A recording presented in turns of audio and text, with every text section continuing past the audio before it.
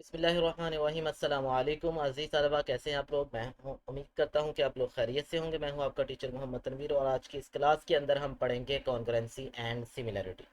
तो चलें बगैर किसी ताख़ीर के सबसे पहले हम पढ़ते हैं जी कॉन्करेंसी क्या चीज़ है।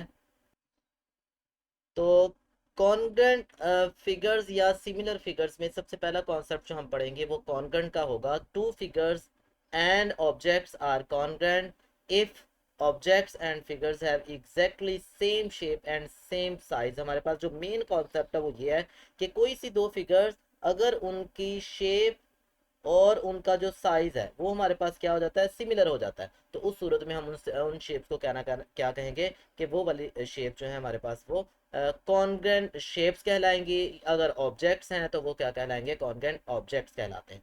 अब कॉन्ग्रेंट शेप्स या ऑब्जेक्ट को रिप्रेजेंट करने के लिए कि ये आपस में कॉन्ग्रेंट है, हम क्या करते हैं, सिंबल यूज करते हैं। और कॉन्ग्रेंसी के लिए हम जो सिंबल यूज करते हैं वो सिंबल हमारे पास ये वाला सिंबल है। कोई सी दो शेप्स आ जाएंगी, हमें क्या करना पड़ेगा, उन दोनों शेप्स के दरमियान में अगर ये वाला सिंबल होगा तो इट मीन ये कंसिडर किया जाएगा कि दोनों की दोनों जो शेप्स हैं वो कॉन्ग्रेंट शेप है। और कॉन्ग्रेंट का मतलब होगा कि उनका साइज और उनकी शेप्स आपस में इक्वल है। ठीक है, आपस में सेम है यानी आपस में इक्वल है।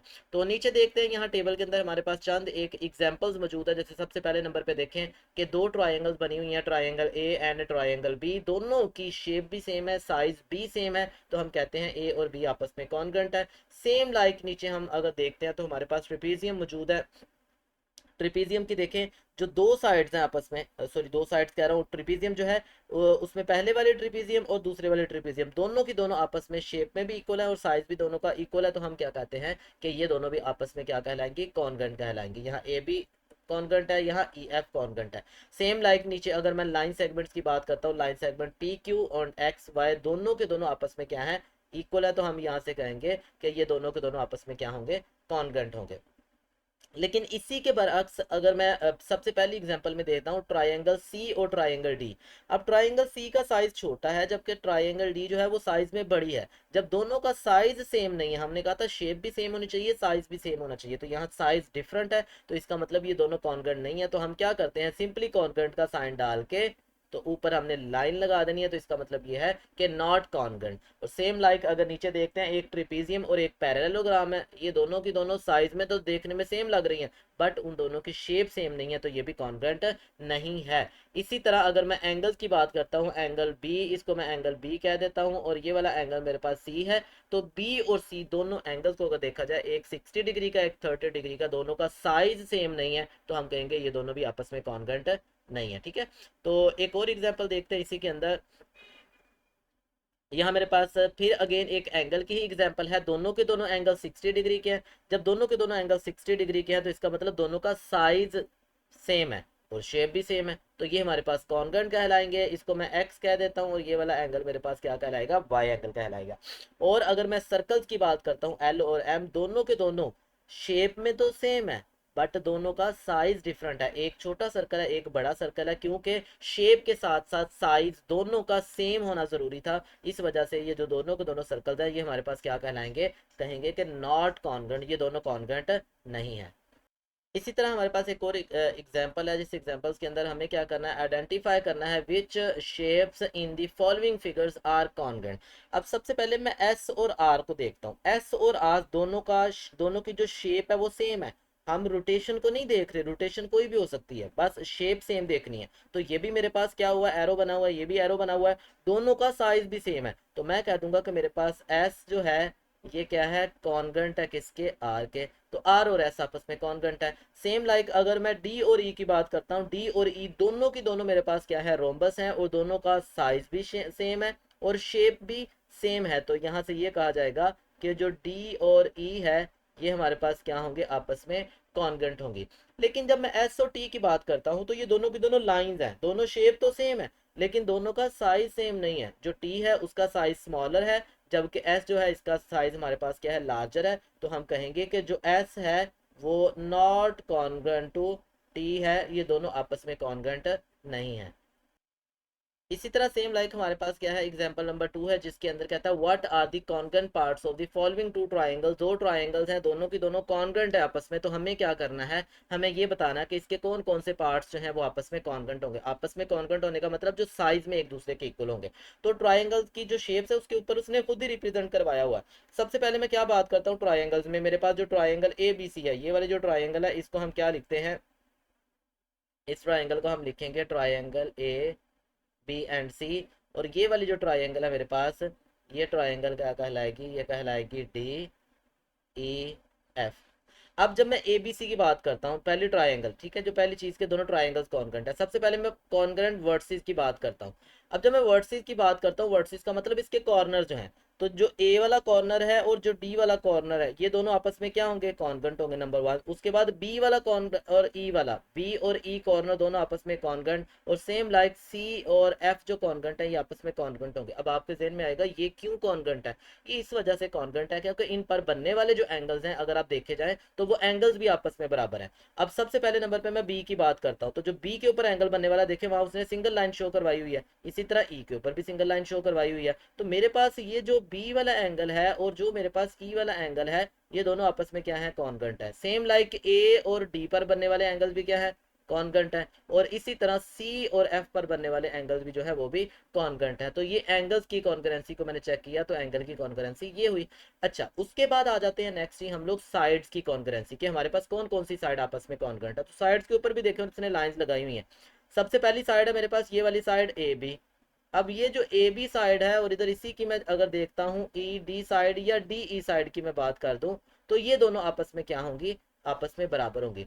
सेम लाइक डबल लाइन से ए सी, अगर मैं ए सी साइड की बात करता हूँ और इसकी साइड क्या है मेरे पास डी एफ साइड की बात करता हूँ, तो ये दोनों भी आपस में क्या है, बराबर है। और अगर मैं बी सी साइड की बात करता हूँ, ये जो बी सी साइड है, ये वाली साइड और ये वाली साइड जो कि ई एफ है, अगर मैं इन साइड्स की भी बात करता हूँ तो ये भी आपस में क्या है, कॉन्ग्रुएंट है। तो ये हमारे पास था जी कॉन्ग्रुएंट का कॉन्सेप्ट, कि अगर हमें ये चेक करना हो कि कोई सी दो शेप्स आपस में कॉन्ग्रुएंट है या नहीं, तो हमें सिंपली क्या देखना पड़ता है, हमें ये देखना पड़ता है कि उसके सारे के सारे जो एंगल्स हैं यानी कि कॉरस्पॉन्डिंग एंगल्स हैं वो आपस में बराबर है, नंबर वन। नंबर टू, हम ये देखते होते हैं क्या उसकी जो कॉरस्पॉन्डिंग साइड्स हैं वो भी आपस में बराबर है। अगर तो कॉरस्पॉन्डिंग एंगल्स और कॉरस्पॉन्डिंग साइड्स हमारी आपस में इक्वल हो, तो जो शेप्स होती हैं वो हमारे पास क्या कहलाती हैं, कॉन्ग्रुएंट शेप कहलाती हैं।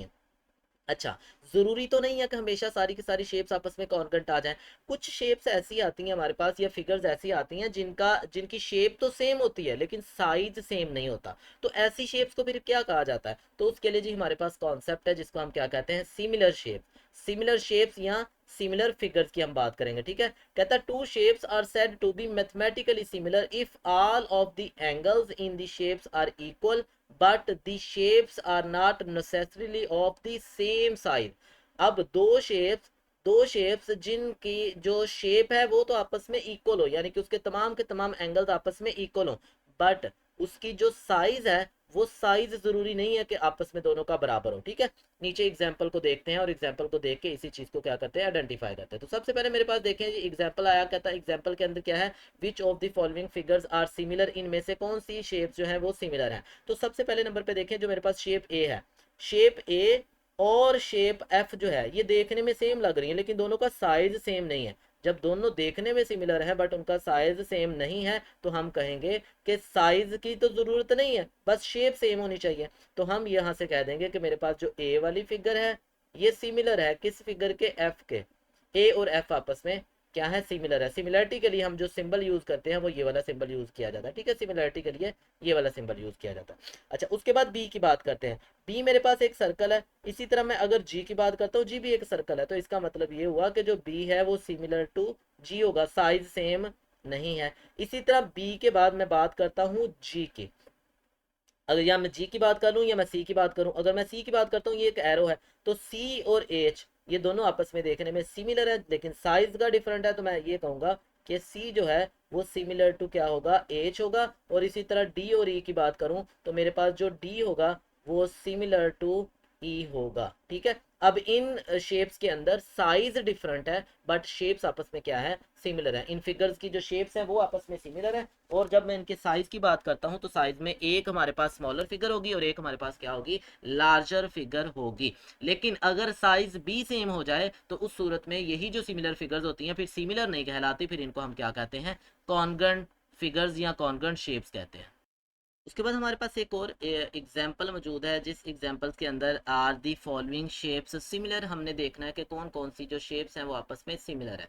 अच्छा, सिमिलर शेप्स के लिए ज़रूरी ये है कि उनके एंगल्स सेम होने चाहिए, नंबर वन। नंबर टू, अगर उनकी मैं साइड्स की भी बात करूंगा तो ज़रूरी नहीं है कि सारी साइड्स सेम हो, बट ये ज़रूरी है कि अगर मेरे पास एक शेप है उसकी सारी की सारी साइज़ 1 सेंटीमीटर की है, तो दूसरी शेप है उसकी सारी साइड जो है वो 2 सेंटीमीटर की होंगी, या सारी 3 हो सकती हैं, या सारी क्या हो सकती हैं, 4 सेंटीमीटर हो सकती हैं। तो यहाँ से भी मुझे क्या करना है, इन शेप्स को देखना है कि कौन कौन सी शेप्स आपस में सिमिलर है। तो सबसे पहले वाली शेप की बात करते हैं। सबसे पहले वाली में देखिए मेरे पास एक जो साइड है वो 2 2 सेंटीमीटर की है, दूसरी 4 4 सेंटीमीटर की। इसका मतलब ये हुआ कि ये दोनों की दोनों शेप्स के लिहाज से सेम है, साइज के लिहाज से डिफरेंट है। तो मैं ये कहूंगा कि पहले वाली जो फिगर है वो दूसरे वाली के क्या होगी, सिमिलर होगी।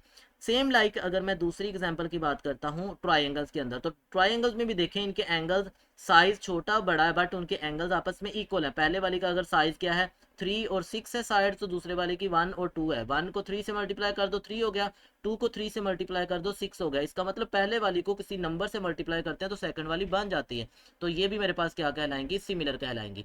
अच्छा, अब आते हैं जरा थर्ड वाले पार्ट पे। जब थर्ड वाले पार्ट की मैं बात करता हूँ तो थर्ड वाले पार्ट में मैंने सबसे पहले नंबर पे देखा ये तो दोनों की दोनों जो साइड्स हैं वो सिमिलर लग ही नहीं रही। ठीक है, और ना लगने की वजह यह है कि इसकी दो साइड 6 है, एक साइड 3 है, बट उसकी तो सारी साइड्स ही बराबर है। तो जब सिमिलर शेप्स भी होती हैं तो उनमें आपस में अगर एक की सारी साइड्स बराबर नहीं होती तो दूसरे की भी सारी साइड्स बराबर नहीं हो सकती, तो मैं कहूंगा कि ये सिमिलर नहीं है। तो इसको मैंने कट कर दिया कि ये मेरे पास सिमिलर नहीं है। इसी तरह अगर मैं अपनी नेक्स्ट फिगर की बात करता हूँ तो ये असल में कलर फिल होने की वजह से 3 डायमेंशनल शेप है, जो यहाँ मेरे पास 2 डायमेंशन बनी हुई है। ठीक है, तो ये 3 डायमेंशनल शेप है कुछ इस तरह की। तो जब मैं इसको देखता हूँ अपनी दूसरी ट्रायंगल के साथ कंपेयर करके तो इसके सारे के सारे एंगल्स, ये भी एंगल 90 डिग्री का होना है। तो ये दोनों की दोनों जो फिगर्स हैं, दोनों की दोनों फिगर्स के अंदर एंगल सेम है, 135 और उसके साथ साथ मेरे पास क्या आ गया, 90 डिग्री। अच्छा जी, अब दूसरा अगर मैं इनके साइड्स की बात करता हूँ तो साइड में देखिए 1 सेंटीमीटर, 2 सेंटीमीटर और 4। अगर मैं 1 को 3 से मल्टीप्लाई करूँ तो ये बन गया, अगर 2 को 3 से मल्टीप्लाई करूँ तो 6 बन गया, अगर 4 को 3 से मल्टीप्लाई करूँ तो 12 बन गया। इसका मतलब ये हुआ कि ये भी मेरे पास क्या है, सिमिलर है। तो मैं बता दूंगा कि ये मेरे पास यस ये सिमिलर है। इसी तरह सेम लाइक यस ये भी सिमिलर है। यहाँ मैं कह दूंगा नो सिमिलर नहीं है, यहाँ मैं कह दूंगा कि यस ये भी सिमिलर्स हैं। और इसी तरह अगर मैं नेक्स्ट ट्राइंगल्स की बात करता हूँ तो इन ट्राइंगल्स में भी अगर देखें तो एक साइड दोनों की सेम है, तो इसका मतलब ये वाली भी जो साइड्स हैं दोनों की दोनों सिमिलर है नहीं होगी। क्यों नहीं होगी, क्योंकि अगर ये 20 है तो इधर ये 20 मुझे मिल गया, इसके बरक्स ये 30 है तो फिर यहाँ भी 30 होना चाहिए था। ठीक है, यहाँ अगर यहाँ 20 था तो यहाँ 20 ना होता, 20 का कोई मल्टीपल होता। ठीक है, तो ये दोनों की दोनों जो ट्राइंगल्स हैं ये हमारे पास सिमिलर नहीं है, तो हम कहेंगे ये सिमिलर नहीं है। और इसी तरह सेम लाइक बाकी अगर मैं शेप की बात करता हूँ तो इन दोनों की जो हाइट है, ये वाली लेंथ और ये वाली लेंथ आपस में बराबर है, बट ये वाली जो लेंथ है और ये वाली जो लेंथ है ये आपस में बराबर नहीं है। तो इसका मतलब ये हुआ ये भी आपस में सिमिलर नहीं है। तो हमने कहा था सिमिलर फिगर्स उन फिगर्स को कहेंगे जो शेप के लिहाज से सेम होंगी बट साइज के लिहाज से क्या होंगी, इन लार्ज होंगी। ये नहीं है कि कोई एक लेंथ उसकी सेम है बाकी लेंथ बड़ी है, नहीं। अगर एक लेंथ सेम नहीं है तो सारी की सारी लेंथ सेम नहीं होनी चाहिए।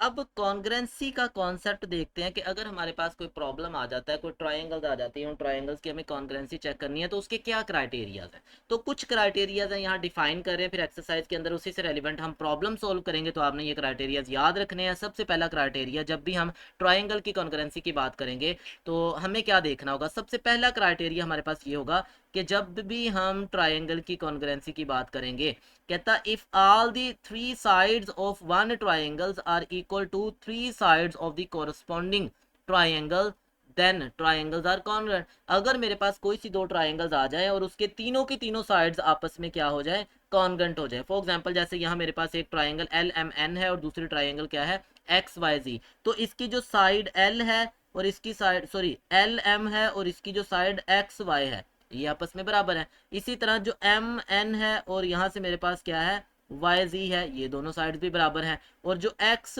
जी है और यहाँ से एल एन है, ये भी आपस में बराबर है। तो ये तीनों की तीनों साइड्स आपस में बराबर हैं। तो इसको जैसे देखें, सबसे पहले नंबर पे मैंने क्या कंपेयर किया हुआ, साइड। दूसरे नंबर पे क्या कंपेयर किया, साइड। तीसरे नंबर पे क्या कंपेयर किया, साइड। और राइट हैंड साइड पे भी अगर मैं गौर करता हूँ तो ये इस ट्राइंगल की साइड्स बन रही हैं। ये पहली साइड, और ये मेरे पास क्या है, दूसरी साइड, और ये मेरे पास क्या बन रही है, तीसरी साइड। तो ये आ गया मेरे पास side side side congruent to side side side. तो पहले वाले ट्राइंगल यहाँ जो सिंबल यूज करेंगे हम, वो कॉन्ग्रेंसी का सिंबल यूज करेंगे कि ये तीनों की तीनों साइड जो है वो दूसरी ट्राइंगल की तीनों तीनों साइड्स के कॉन्ग्रेंट है। अगर वो सॉरी, मैंने मैयर्स लगाया हुआ तो यहाँ कॉन्ग्रेंसी का साइन नहीं आएगा। तो ये तीनों साइड जो दूसरे की तीनों साइड्स के क्या है, बराबर है। तो दोनों की दोनों ट्राइंगल्स आपस में कॉन्ग्रेंट होंगी। अच्छा, पहला क्राइटेरिया तो ये कि जब भी दो ट्राइंगल्स के कंपैरिजन में आ जाए, पूछा जाए प्रूव करके दें कि ये कॉन्ग्रेंट है, हम चेक कर लें क्या तीनों साइड दूसरी ट्राइंगल की तीनों साइड्स के कॉन्ग्रेंट है। अगर हो जाए तो हम कह देंगे केस वन के अंदर कि वो दोनों की दोनों ट्राइंगल्स आपस में कॉन्ग्रेंट है, नंबर वन। नंबर टू, ऐसा पॉसिबल तो नहीं है कि हर बार हमारे पास तीनों की तीनों साइड्स ही गिवन होंगी। कुछ ऐसे केसेस भी होते हैं जिनके अंदर हमारे पास तीनों साइड्स गिवन नहीं होते। तो उस सूरत में कहता है two sides of one triangles and their included angles are equal to the two corresponding sides and angle of other triangle are equal. अगर आपके पास कोई सी दो ट्रायंगल्स आ जाएं, उनकी दो साइड्स और उन दोनों साइडों से मिलकर बनने वाला एंगल दूसरी साइड की दो साइड्स और उनसे मिलने मिलने वाले एंगल के इक्वल हो जाएं, तो उस सूरत में भी वो ट्राइंगल्स क्या कहलाएंगी, कॉन्ग्रेंट कहलाएंगी। देखिए मेरे पास दो ट्राइंगल एल एम एन, इसकी जो साइड एल एम है और इसकी साइड एक्स वाई बराबर है। तो ये पहले वाला क्या आ गया, साइड, ये आ गया साइड। उसके बाद इसका एंगल एम, एंगल एम, ये एंगल है, और इसका एंगल वाई, ये एंगल है। ठीक है, ये भी आपस में बराबर हुए। और तीसरी साइड मेरे पास क्या आ गया, एम एन और एक्स वाई। तो ये साइड और ये साइड। तो मैंने ऑब्जर्व किया यहाँ साइड और साइड एंगल साइड आपस में इक्वल हो, तो उस सूरत में दोनों की दोनों जो ट्राइंगल्स हैं वो क्या होती हैं, कॉन्ग्रेंट होती हैं। और इसको हम कहते हैं साइड एंगल साइड पोस्टुलेट। हमसे पूछा भी जा सकता है, ये डेफिनेशन भी होती है कि define side angle side postulate क्या होता है। तो उसको फिर हम यूँ डिफाइन करते हैं कि अगर हमारे पास जो दो ट्राइंगल्स अगर आ जाती हैं, उन दोनों ट्राइंगल्स में पहले वाले ट्राइंगल के साइड एंगल साइड यानी कि दो साइड्स उनका जो कॉरस्पॉन्डिंग एंगल है वो दूसरी साइड की दो साइड्स और उनके इंक्लूडेड एंगल्स के कॉन्ग्रेंट हो, तो ट्राइंगल्स कॉन्ग्रेंट होंगी। तो इस पोस्टुलेट को साइड एंगल साइड पोस्टुलेट कहा जाता है। उसके बाद जो नेक्स्ट क्राइटेरिया इसके अंदर वो हमारे पास तीसरा वो ये कि two angles of a triangle, अगर एक ट्राइंगल के दो angle and their included side, दो एंगल और उनकी इंक्लूडेड जो साइड है वो दूसरे ट्राइंगल के दो एंगल और एक साइड के इक्वल हो जाए, तो उस सूरत में भी वो जो ट्राइंगल्स होती हैं वो हमारे पास क्या कहलाती हैं, वो ट्राइंगल हमारे पास कॉन्ग्रेंट ट्राइंगल्स कहलाती हैं। जैसे देखिए मेरी फिगर्स के अंदर सबसे पहले नंबर पे एम एंगल, पहले वाले जो मेरे पास फिगर है उसका एम एंगल और वाई एंगल, एम और वाई ये दोनों क्या है, एंगल। उसके बाद साइड कौन सी है मेरे पास, एम एन, और दूसरी साइड क्या है, वाई जी। तो ये मेरे पास साइड है, ये साइड है। और तीसरे नंबर पे फिर मेरे पास एंगल एन और एंगल मेरे पास जी, एंगल जी। तो angle side angle congruent to angle side angle हो, तो उस सूरत में भी ट्राइंगल्स हमारी क्या होती हैं, कॉन्ग्रेंट होती हैं। तो ये हमारे पास तीसरा क्राइटेरिया था ट्राइंगल्स की कॉन्करेंसी को चेक करने का, कि अगर कोई ऐसा केस बन जाए कि दो एंगल्स और एक साइड दी हो, तो हम उनको कंपेयर कर ले और उनके कंपैरिजन से हमें पता चल जाएगा ट्राइंगल्स हमारे पास कॉन्ग्रेंट होंगी या नहीं होंगी। और चौथा और लास्ट वाला जो है, और ये वाला क्राइटेरिया जो है, ये राइट एंगल ट्राइंगल के लिए हमारा यूज होता है।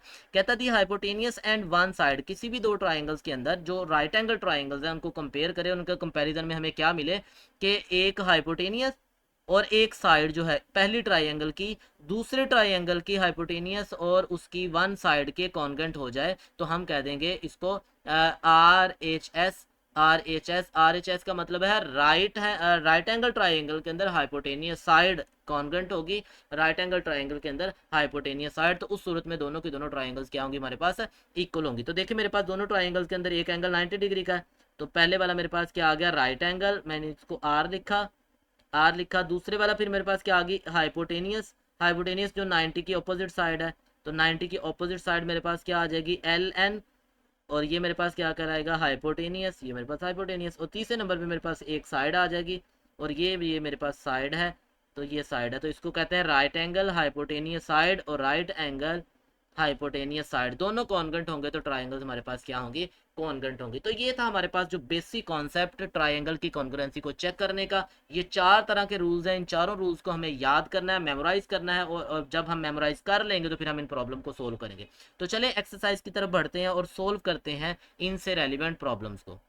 एक्सरसाइज स्टार्ट करने से पहले हम एक छोटा सा टॉपिक है जिसको पहले स्टडी कर लेते हैं, और वो है हमारे पास सिमिलर ट्राइंगल। जिस तरह कॉन्ग्रेंसी ट्राइंगल की चेक करते हैं, इसी तरह अगर हमारे पास कोई फिगर्स आ जाएं तो न्यूमेरिकली हम क्या करते हैं उनकी, और कैसे चेक करेंगे कि हमारे पास जो ट्राइंगल्स हैं वो क्या होंगी, सिमिलर ट्राइंगल्स होगी। तो सिमिलर ट्राइंगल्स के लिए हमारे पास टोटल 3 क्राइटेरियाज है। नंबर 1, सबसे पहला क्राइटेरिया हमारे पास ये होगा कि अगर कोई सी 2 ट्राइंगल्स आ जाती हैं, हम क्या करें, दोनों ट्राइंगल्स के एंगल को कंपेयर कर लें। अगर मेरे पास ट्राइंगल्स के तीनों एंगल्स आपस में क्या हो, बराबर हों, ये पहले वाला एंगल, दूसरे वाला एंगल, तीसरे वाला एंगल, तीनों के तीनों एंगल्स आपस में क्या होंगे, इक्वल होंगे, तो उस सूरत में वो जो ट्राइंगल्स होंगी वो हमारे पास क्या कहलाएंगी, सिमिलर ट्राइंगल्स कहलाएंगी। ये पहला क्राइटेरिया था। नंबर 2, दूसरा क्राइटेरिया हमारे पास ये है कि कहता है when the ratio of two corresponding sides and their included angle equal. हम क्या करें, कोई सी 2 साइड देख लें। जैसे मेरे पास क्या आ गया, सबसे पहले वाली साइड आ गई ए बी, ये वाली साइड ए बी आ गई, और इधर से मैं कौन से वाली साइड ले लेता हूँ, डी ई साइड ले लेता हूँ। इस साइड की रेशो, और कोई दूसरी साइड ढूंढ लेते हैं। जैसे मेरे पास क्या आ गया, बी सी साइड, और यहाँ से मेरे पास क्या आ गया, B C side, sorry E F side. इन दोनों की रेशो और इनका इंक्लूडेड एंगल, एंगल देखिए उसने बता दिया कि दोनों का बराबर है। अगर ये दोनों का एंगल बराबर है और इन दोनों साइड्स की रेशो बराबर है, क्या रेशो बराबर होने का क्या मतलब है कि मैं क्या करता हूँ, ए बी की जगह पे उसकी वैल्यू पुट करता हूँ। तो ए बी मेरे पास किसके बराबर होगा, ए बी मेरे पास 3 के बराबर होगा, और डी ई मेरे पास किसके बराबर होगा, 6 के बराबर। सेम लाइक मैं बी सी की बात करता हूँ, बी सी मेरे पास 2 के बराबर होगा, और इसी तरह अगर मैं ई एफ की बात करता हूँ तो वो मेरे पास 4 के बराबर होगा। इन दोनों को सिंप्लीफाई करें। जब इन दोनों को सिंप्लीफाई किया तो मैंने नोट किया कि 3/6 का मतलब 1/2 होता है, और 2/4 का मतलब भी 1/2 होता है। तो इसका मतलब ये हुआ कि कोई सी 2 साइड जो उनकी है, उनकी अगर मैं रेशो चेक करता हूँ, यानी कि इसकी ये वाली साइड और इसकी ये वाली साइड, इन दोनों की रेशो, यानी कि इन दोनों की ratio divided by is equal to होगी इसकी रेशो और इन दोनों साइड्स की रेशो। इन दोनों साइड्स की जो रेशो है वो आपस में अगर इक्वल आ जाती है तो हमारे पास साइड्स क्या कहलाती हैं, ट्राइंगल्स क्या कहलाती हैं, सिमिलर ट्राइंगल्स कहलाती हैं। और उसके बाद जो हमारे पास नेक्स्ट और लास्ट वाला है, उसमें यह है कि अगर कोई एंगल मौजूद नहीं है, तीनों की तीनों साइड्स मौजूद हैं, तो तीनों की तीनों साइड्स की अगर रेशो आपस में बराबर हो जाती है तो उस सूरत में भी ट्राइंगल्स क्या कहलाएंगी, ट्राइंगल्स हमारे पास सिमिलर ट्राइंगल्स कहलाएंगी। तो ये सिमिलर ट्राइंगल्स का एक सिंपल सा कॉन्सेप्ट था, और इसमें 3 क्राइटेरिया हमने देखे। पहले क्राइटेरिया में हमने ये कहा कि तीनों के तीनों एंगल्स बराबर होंगे, दूसरे में हमने कहा कि एक एंगल बराबर होगा बट जो कॉरस्पॉन्डिंग साइड्स होंगी उनकी रेशो आपस में बराबर होगी, और तीसरे में हमने कहा तीनों के तीनों जो साइड्स हैं वो आपस में प्रोपोर्शनल होंगी। प्रोपोर्शनल होने का मतलब कि उनकी रेशो आपस में क्या होगी, बराबर होगी। तो चले एक्सरसाइज की तरफ आते हैं। एक्सरसाइज है जी मेरे पास 4.1। पहला क्वेश्चन है which shapes are congruent and which are similar. इनमें से कौन सी शेप जो है वो कॉन्ग्रेंट है, कौन सी सिमिलर है। तो चले मैं यहाँ पेज के ऊपर ही सोल्व कर देता हूँ। सबसे पहले नंबर पे हम बात करते हैं पहले वाली ए शेप की। तो मैं यहाँ लिखने जा रहा हूँ सिमिलर शेप। जो सिमिलर शेप है मैं सबसे पहले उनको सेपरेट कर लूंगा, सिमिलर शेप, या मैं सिमिलर फिगर्स लिख लेता हूँ। सिमिलर फिगर्स थोड़ा सा अच्छा वर्ड है, सिमिलर फिगर्स, ठीक है। अब सिमिलर फिगर्स में देखें, सबसे पहले नंबर पे मेरे पास आ गया ए। अब जब मैं ए की बात करता हूं तो मैंने एक जैसी शेप देखी, वो मेरे पास क्या है, क्यू। ए और क्यू दोनों, दोनों की दोनों जो फिगर्स हैं शेप के लिहाज से तो सेम है लेकिन साइज के लिहाज से डिफरेंट है। अगर साइज के लिहाज से भी सेम होती तो इनको कॉन्ग्रेंट कहते हैं। तो ये मेरे पास अब सिमिलर कैटेगरी में आएगा। तो मैं ये लिख रहा हूँ कि मेरे पास ए जो है वो सिमिलर टू क्यू है, ठीक है। अब आ जाए बी। अब बी और एल की अगर मैं बात करता हूँ तो शेप भी सेम है, साइज भी सेम है। जब शेप और साइज दोनों ही सेम है तो फिर ये मेरे पास क्या है, ये सिमिलर नहीं है बल्कि ये क्या कहलाएंगी, कॉन्ग्रेंट कहलाएंगी। तो मैं लिख दूंगा कि मेरे पास जो बी है वो बी कॉन्ग्रेंट है। किसके कॉन्ग्रेंट है, एल के कॉन्ग्रेंट है। अब बी और एल आपस में कॉन्ग्रेंट है तो मैं ए की बात भी कर ली, मेरे पास बी की बात होगी। जब मैंने ए की बात की और बी एल और क्यू ये भी मेरे पास डील हो गए। अब आते हैं जी एस वाली साइड पे। तो एस जो शेप है, एस मेरे पास क्या है, एस मेरे पास एक सिलेंडर है, और इसी तरह यू भी मेरे पास एक सिलेंडर है। एस और यू दोनों शेप सेम है बट साइज डिफरेंट है। तो इसका मतलब ये हुआ कि जब शेप सेम हो बट साइज सेम ना हो तो उस सूरत में वो सिमिलर कहलाती हैं। तो यहाँ से मैं क्या कह दूंगा कि मेरे पास एस और यू ये दोनों की दोनों जो शेप्स हैं ये आपस में क्या है, सिमिलर शेप है। तो मैंने एस और यू को भी स्टडी कर लिया। अब आते हैं पी। अब P और Q की अगर मैं बात करता हूँ ना तो P में देखें जो टॉप के ऊपर पड़ा हुआ सिलेंडर है उसका साइज छोटा है बट जब मैं क्यू की बात करता हूँ तो क्यू का साइज सिलेंडर में का जो साइज है वो बड़ा है, तो इसका मतलब ये हुआ नीचे वाली शेप में कोई फर्क नहीं पड़ा, सिर्फ और सिर्फ सिलेंडर पे फर्क पड़ा है। तो हम कहते हैं ऐसी शेप्स को हम ना तो कॉन्ग्रुएंट कहेंगे, ना ही हम इनको क्या कहेंगे, ना ही हम इनको सिमिलर कहेंगे। तो हम इसको सिमिलर और कॉन्ग्रुएंट दोनों की कैटेगरी से निकालने जा रहे हैं। हाँ, तब इसको हम सिमिलर कह देते हैं अगर साइज के लिहाज से नीचे वाला हिस्से का भी साइज चेंज हो रहा होता, लेकिन नीचे वाला साइज क्या है, अभी भी सिमिलर है, बट जस्ट ऊपर वाले सिलेंडर के साइज में फर्क आया, तो इस वजह से ये सिमिलर नहीं है। अब आते हैं सी की बात करते हैं, सी और एफ। जब सी और एफ को देखते हैं तो दोनों की शेप भी सेम है और साइज भी सेम है, तो मैं लिखूंगा कि सी और एफ जो है ये आपस में कॉन्ग्रुएंट है। ये दोनों के दोनों आपस में क्या है, कॉन्ग्रुएंट है। तो क्यों कॉन्ग्रुएंट क्यों है, क्योंकि इनका साइज भी सेम है और शेप भी सेम है।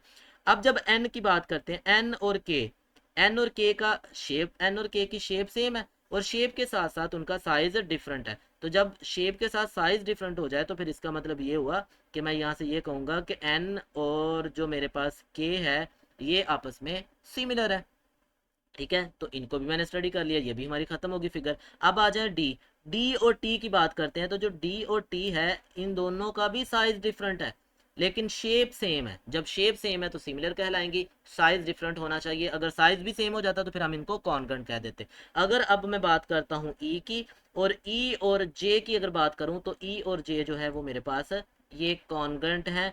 ई और जे कॉन्ग्रुएंट क्यों है, क्योंकि उनकी शेप भी सेम है और उनका साइज भी सेम है। तो सेम शेप और सेम साइज की वजह से ई और जे को हम क्या कहते हैं कि ये हमारे पास कॉन्ग्रुएंट शेप्स हैं। और सेम लाइक मेरे पास लास्ट पे एक ही फिगर बच गई, और वो वाली फिगर कौन सी है, आर। आर और एम दोनों का साइज भी सेम है और शेप भी सेम है, तो हम कहेंगे कि जो आर और एम है ये आपस में हमारे पास क्या है, कॉन्ग्रुएंट फिगर्स की एग्जांपल है। तो ये था जी हमारे पास एक सिंपल सा कॉन्सेप्ट जिसके अंदर हमने सिमिलर फिगर्स और कॉन्ग्रुएंट फिगर्स के बारे में पढ़ा, डिटेल के साथ पढ़ा कि सिमिलर फिगर्स क्या होती हैं, कॉन्ग्रुएंट फिगर्स क्या होती हैं, और दोनों को अगर हमने आइडेंटिफाई करना तो हम कैसे आइडेंटिफाई करते हैं। इंशाल्लाह दोबारा मिलेंगे एक नई वीडियो के साथ, और उस नई वीडियो के अंदर हम जो क्राइटेरियाज पढ़े थे कॉन्ग्रुएंट फिगर्स को फाइंड आउट करने के और सिमिलर फिगर्स को फाइंड आउट करने के न्यूमेरिकली, वो वाले क्राइटेरियाज को यूज करते हुए हम क्या करेंगे, प्रॉब्लम्स को सोल्व करेंगे। तब तक के लिए अल्लाह हाफिज़।